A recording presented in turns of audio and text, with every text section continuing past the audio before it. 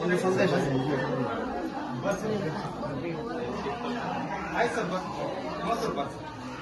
ಜೈ ಭೀಮ್, ಜೈ ಪ್ರಬುದ್ಧ ಭಾರತ್. ಇಂದು ಈ ಶುಭ ಗಳಿಗೆಯಲ್ಲಿ ನಾವು ಸಂತೋಷ್ ಶಾಪೂರ್ ಹಾಗೂ ಶ್ರೀಮತಿ ರೇಣುಕಾ ಸಂತೋಷ್ ಶಾಪೂರ್ ಇವರು ಹೊಸದಾಗಿ ನಿರ್ಮಿಸಿದಂತಹ ಈ ಸುಂದರವಾದ ಮನೆಯನ್ನ ಗೃಹ ಪ್ರವೇಶದೊಂದಿಗೆ ಬೆಳಗಿನ ಜಾವ ಪೂಜ್ಯ ಬೆಂತೇಜಿಯವರಿಂದ ಈ ಮನೆಯ ಪ್ರವೇಶ ಮಾಡಿದ್ದು, ಪ್ರವೇಶ ಮಾಡುವುದಕ್ಕಿಂತ ಮುಂಚಿತವಾಗಿ ಬುದ್ಧನ ಪ್ರತಿಮೆಯನ್ನು ಕನಕದಾಸ್ ಬಡಾವಣೆಯಿಂದ ಎಲ್ಲ ಉಪಾಸಕಿಯರು ಹಾಗೂ ಬಿಎಸ್ಐನ ಎಲ್ಲ ಪದಾಧಿಕಾರಿಗಳು ಸೇರಿ 3 ಜನ ಬಿಕ್ಕುಗಳ ಸಾನ್ನಿಧ್ಯ ವಹಿಸಿದಂತಹ ಒಂದು ಪ್ರತಿಮೆಯನ್ನ ಕನಕದಾಸ್ ಬಡಾವಣೆಯಿಂದ ಮೆರವಣಿಗೆಯಲ್ಲಿ ತಂದು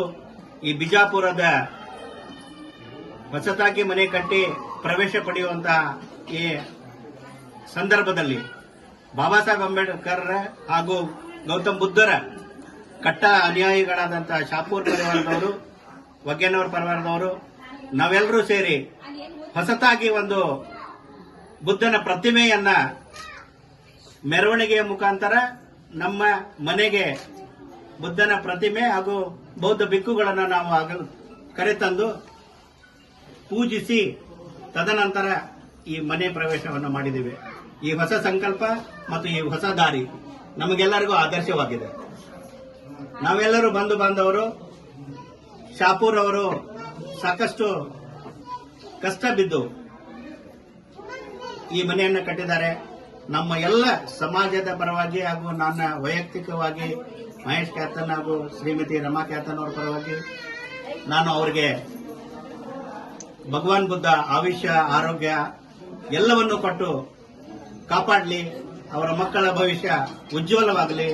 ಅಂತ ಅನ್ಕೊಂಡ್ಬಿಟ್ಟು ನಾನು ಬುದ್ಧ ವಿಹಾರ ನಿರ್ಮಾಣ ಸಮಿತಿ ಹಾಗೂ ಬುದ್ಧಿ ಸೊಸೈಟಿ ಆಫ್ ಇಂಡಿಯಾದ ಪರವಾಗಿ ಹಾಗೂ ನಾನು ವೈಯಕ್ತಿಕ ಪರವಾಗಿ